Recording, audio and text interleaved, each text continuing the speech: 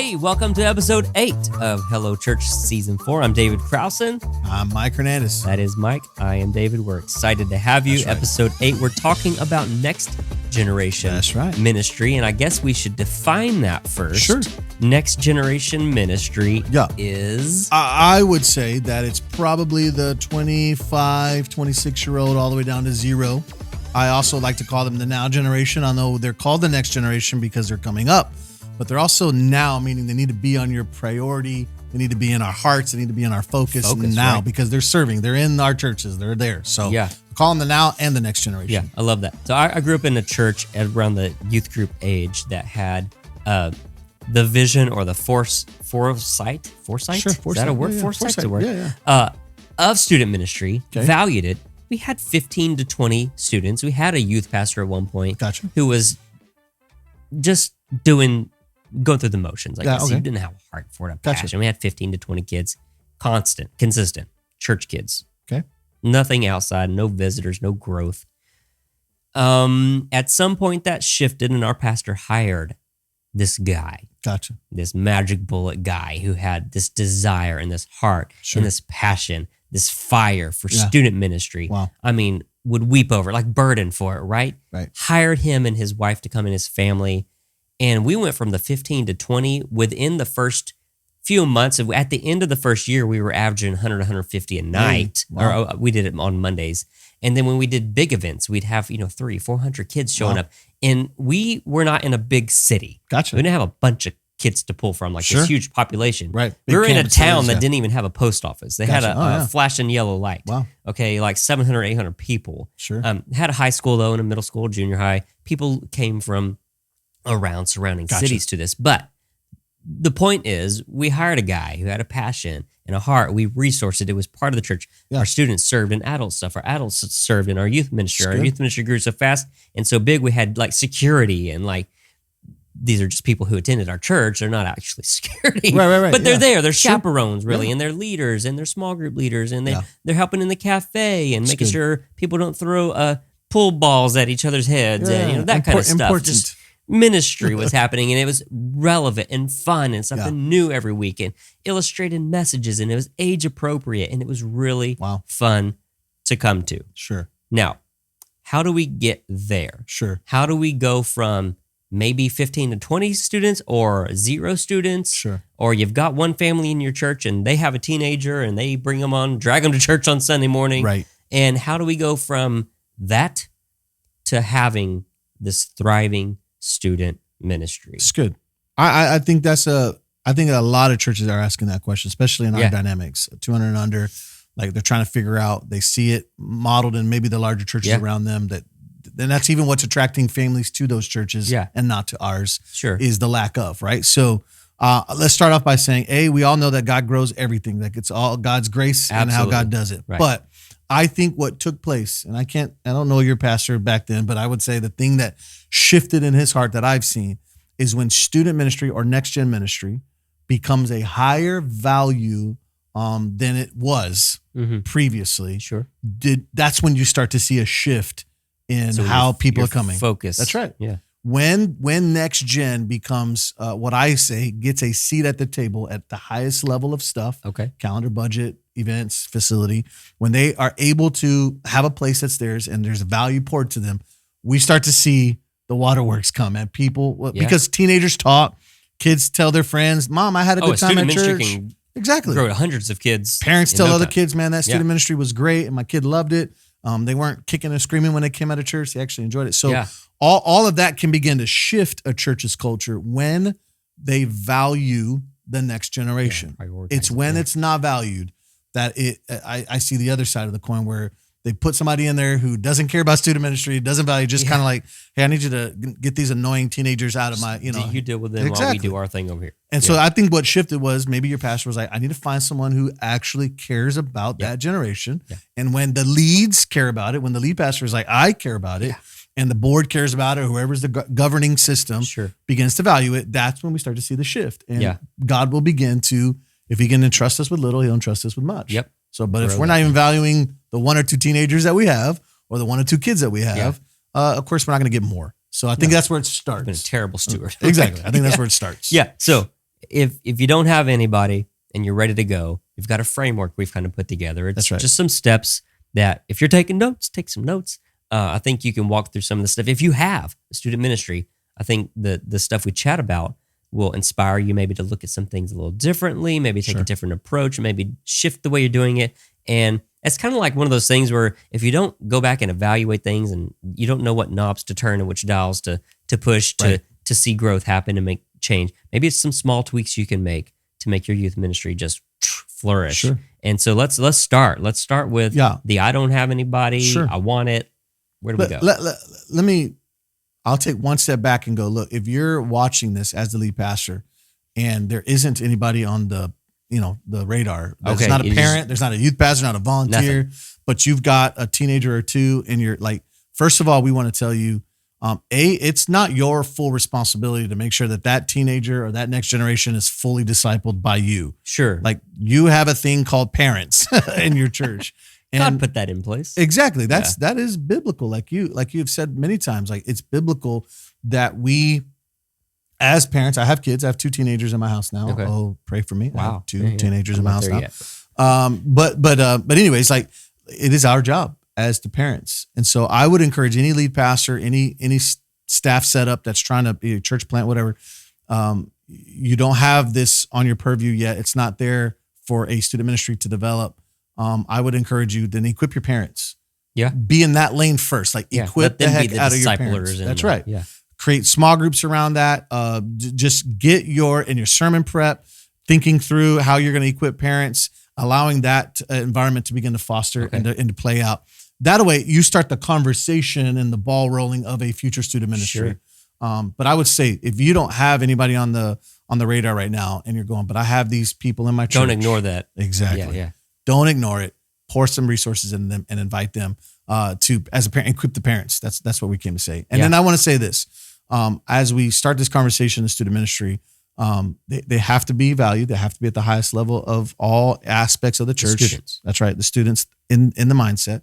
And where we want to see this play out in the future is I want to behave like I want to become. So I may not have a student ministry of 50 or 10 or 12, but I'm going to begin to behave. And that's why I say I invite them to the table. I'm thinking about them constantly, these students, the next gen. I'm going to begin to behave as if we do. Like, for example, we bought kids check-in machines before we had kids. Wow. And so we're like, we know we're going to get kids. One of those speak it as That's as right. though it were or aren't, or how's it go? Just call those things are that aren't that want as to though be. they are. Yeah, Wait, so how does it go? That's it. You got it. Google it. It's in the Bible. It's somewhere in there. But exactly, that's it. We want to behave like we want to become. And so that was an area that we did that in. And so I encourage you at the beginning of this, you may not have this huge, student ministry or next gen, movement. Yeah. Begin to behave like you want to become. Act like it exists. Exactly. Invite them on there. So now we can get into the that. nuts and bolts and the practical. If you don't have a student ministry, you don't have a next gen ministry, no kids ministry, where do we start in creating that environment and that conversation? Where do we go? Well, first, everything starts and falls and dies on this word vision. If the lead doesn't have vision, if at the very top of the organization, there is not a vision for the next gen, there will never be a next gen. Right. It has to start with vision. And then once you've got this passion and this desire, and you see it as not this separate vision for the church, but it's something that the church has. Integral, right? That's right. Yeah. Then you can begin to write down a plan for your student ministry. And I start to say, dream. What would it look like? What would it look like to have a student ministry of 10 students? What would it be like to have a student ministry with 4 life groups or small groups, whatever you want to call them? What would it be like to have a nursery or a toddler room or a elementary class for them? You just begin to dream up. What could it be? What could we see? What could we have? And the beautiful thing is there are a lot of great models of churches doing this phenomenally. There are a lot of great ministries out there that are thriving in the area of next gen. Yeah. Sitting down and talking with them and getting ideas like, it would be amazing to have, student ministries that go on missions trips and change the world through short-term trips. Like, just begin to dream up, have a vision for it, let God speak to your heart, and then begin to dream up what that could look like, a plan of what it could see. Sure. A nursery, all the different aspects that comes with it. I love that. And then once you've got the plan and the vision and the framework of what you think God's calling your church to and my church to be in the area of next gen, then it comes to leadership development. Okay. Now that's the key part. And I pray a lot of people into our church. I say that, but I mean that. Yeah. Like I've looked at people that have walked through our doors and they're like, hey, we don't know how we found this church, but we want to volunteer. I'm like, I'm going to tell you how you found us. I've been praying for you as the lead, going, I need I need someone who loves toddlers because that is so not me. Yeah. I love my toddler, but I don't love anybody else's toddlers, right? I can't tell you how many times in our church plant we pray this with our prayer team every week. We say, God, bring the people to our church that are supposed to be at our church. Yeah. And we've watched God do that over and over. He's faithful and over. that way, man. So so that's what that vision and plan, like you're praying, like who If you're not be? praying about it? Yeah. I mean, come on. And now you get into, okay, I've got this idea. I got some people in my church who I've cast this net to on a Sunday morning or Wednesday night or whenever you meet. And there's been a couple of bites, got a couple people saying, yeah, Pastor, we'd be willing to step in and help out in some kind of next gen role or kids ministry, whatever. Start creating a moment or an environment where you can pour into them. Right. Here's a mistake that I've seen made in many, many different environments. And that is we find the youngest guy who's barely out of high school. We put him in the role of youth pastor. Like a youth pastor. Right. We get we get the grandma and we put her in form of kids ministry because she just loves kids. And those aren't necessarily terrible strategies, but I've seen them really come back and backfire because we just put a warm body in those environments. Oh, sure. There's no passion or heart. Exactly. Kind of what you said in the first, scenario. The guy came in, was just kind of going through the motions. He was probably just asked to do it. Doing what he was asked. Yes. Yeah. And so this second layer, once we cast vision and we planned, is to develop the people, pouring into them, inviting them to carry the passion and the desire that you have as the lead or we have as the leads to be involved in Next Gen. So you start dropping into their heart some practical things like, hey, we want to make sure that it's safe. We want to make sure everybody's got background checks. Yeah. Because this has been the area where the church has failed, like in the area of Next Gen, Sure. is we just let warm bodies in there and we don't protect our kids. So we're going to develop them with background checks and we're going to develop them with, okay, here's how to do this. Here's what we want done and all the expectations of ministry in the area of leadership development. And then once you've got this team and not just a person, but you've got a couple of people, now you can launch, whether that's a small group or a kid's class. No pressure to start big. Exactly. It doesn't have to be. Yeah. Absolutely. You're going to behave like you want to become.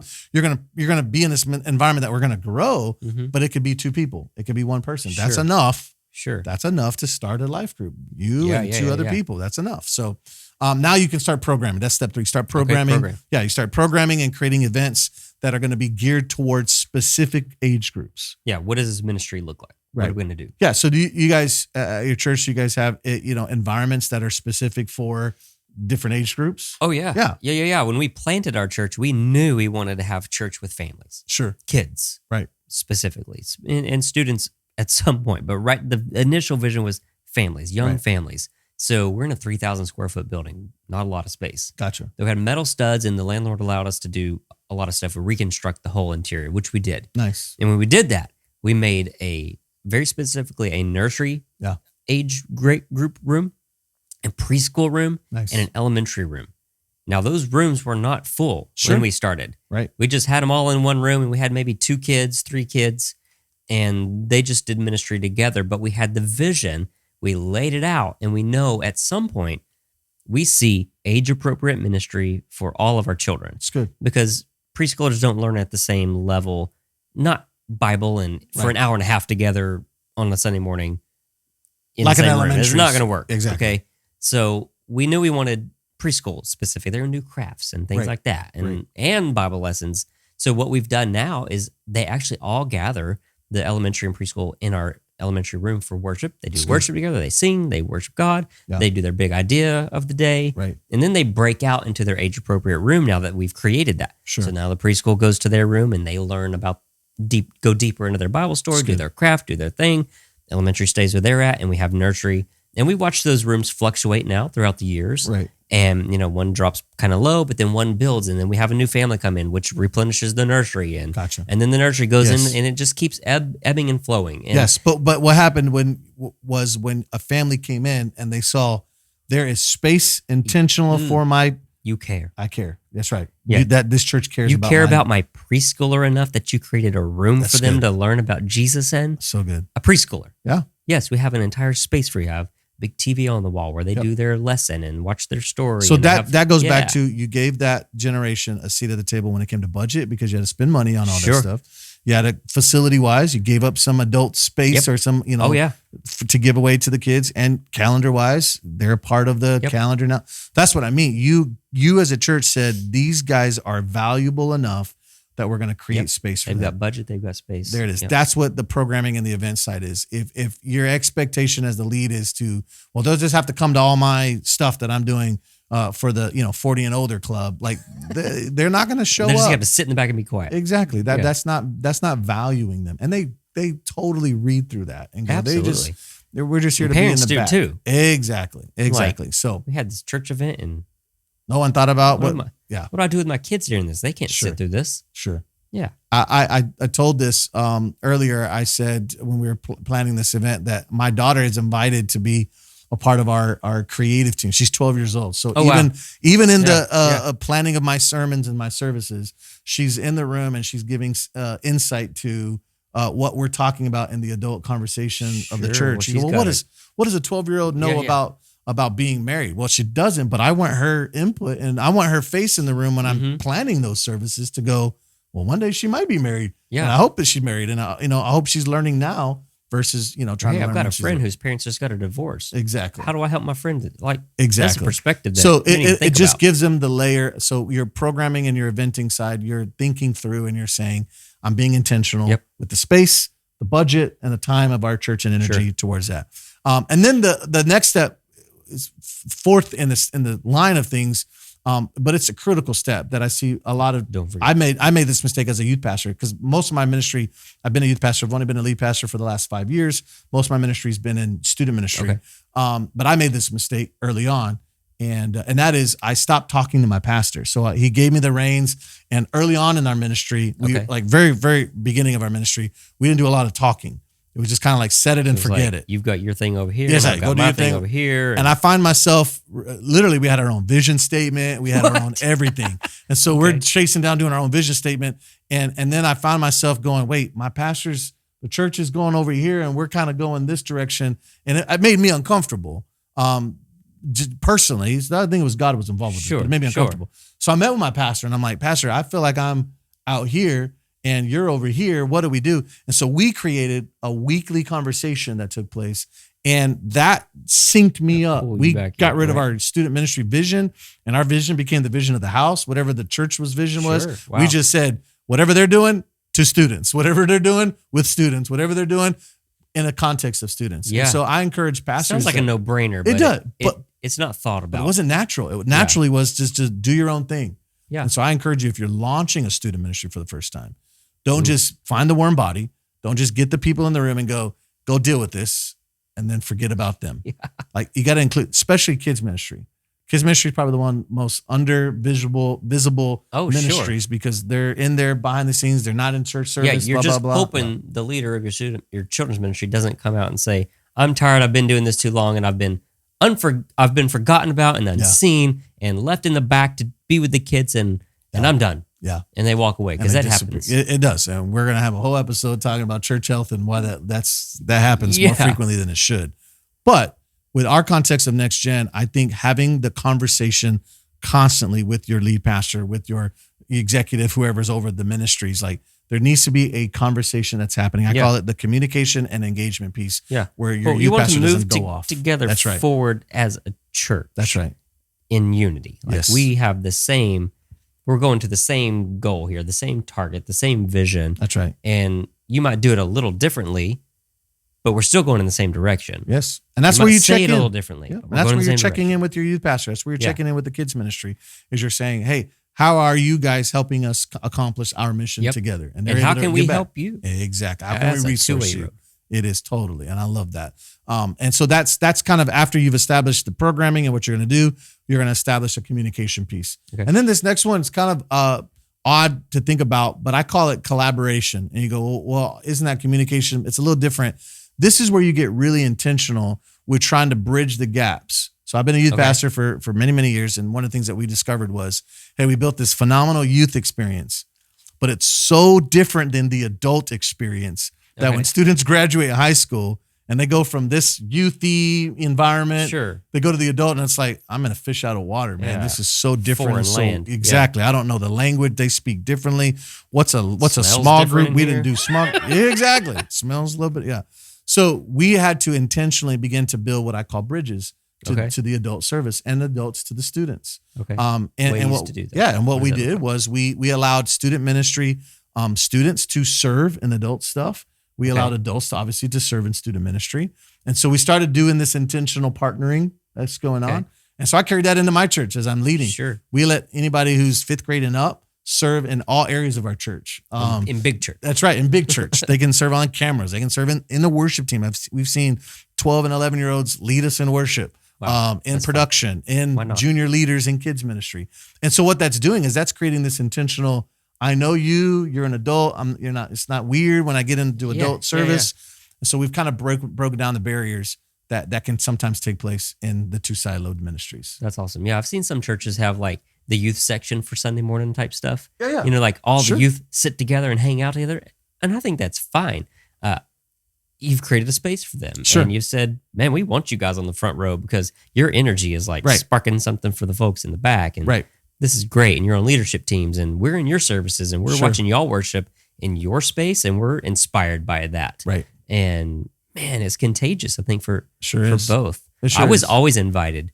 I felt like it was our church did a great job of allowing students to serve. I was able to serve on our worship team young. Gotcha. You know, I wasn't maybe the best at what I did, but I had talent and ability, and they saw that and they Right. said, you're not relegated to doing this in children's ministry or doing this in youth ministry. Like, serve here. It's good. Have a place for you. And I was a backup keys player, or Yeah. I played the drums when the drummer was out, or whatever Nice. it was. Like, that was really cool stuff. And we had adults in our team. Like, we had a musician that wasn't out. We had a phenomenal band in our big church, and it was like, come fill in. We had Sure. adults on our team, and vice versa. And why not? Why not? Yeah. Why It's not? the same That's church. intentional with the whole bridging Yeah. and getting people to be in each other's environment. One of And the things so, you talked about earlier too was like, instead of like this transition from you're being in youth group and coming to adult church. Obviously, you've been exposed to it at this point because you've been serving and you're a part and invited into the process of Sunday morning, but also making kind of bridging the gap between the two styles, Sure. making big church a little younger feeling Yep. on purpose. Yep. Absolutely. We And call that casting a keeping vision, us young. Yeah. casting a vision for that older generation that might be there to say, we're not doing this just to be cool and relevant. Right.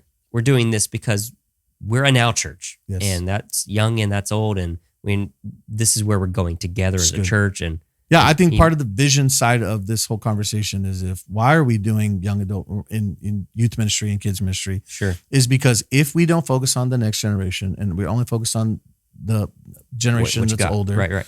the church is going to die. And so there's a course. very strong, we want to last beyond our life and we want our impact to last long. Yeah, we said if you want to live forever, right? That's right. If You you want wanna to live forever, pour into the next generation, man. replicate yourself. That's right. And so that's part of keeping us young is we say to the young people, like, come in and speak to the style of music that Yeah. we play. And I know that sounds like crazy. Oh, because we're going to lose, we're going to lose the older people and those are the ones that Yeah. tithe and get, but Yeah. here's the deal. That's a natural. That is it is natural. It's a natural thought. But when you invite young people to have a say, I mean, it does bring, we would invite young people up to the front to worship. Yeah. And they're like, can we do that? Is it the adult service? Can we do that? This is the big church.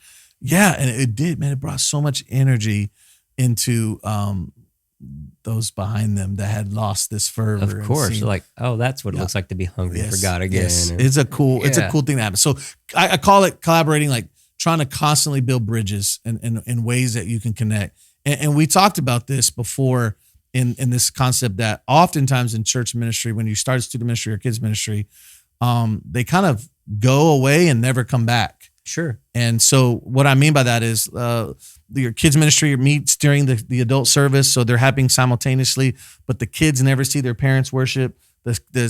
students never see their parents worship. Yeah. Like, be intentional if you're going to do this. And this is from a seasoned youth pastor, like be intentional with creating moments and environments where they can worship together. Yeah. Whether Bring the that's once a generations month, together. a generational Yeah. service, and you cancel. That's what I'm talking about. Now they have the highest level in your calendar. Sure. You can actually cancel Family service. service or It's a something. family Yeah. service, and that's so powerful to see the generational worshiping together on purpose in an environment. So that's one of those collaboration moments that you're doing it and it's intentional. I love that. Yeah. And then you get into the conversation of once you've collaborated and you're building this bridge, then you're just pouring into your pastors, you're pouring into your volunteers, and you're thanking them, and you're carrying them, and you're saying, "Good job, way to go." You're helping. Look, how can I help you? Exactly. How can I help you? You're celebrating the wins of a church that's thriving, and what you're going to experience is, like we said earlier, teenagers tell other teenagers, kids tell their parents, and parents tell other parents. Yeah. This church cares, and you start to see the momentum shift